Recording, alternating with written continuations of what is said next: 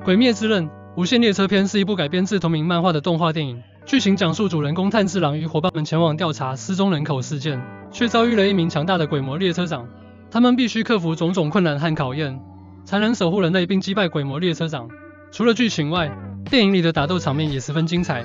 让观众大呼过瘾。此外，电影中的配乐也是一大亮点，能够完美的配合剧情，增强观众的感官体验。电影的热度不断攀升，成为了2020年度日本最卖座电影，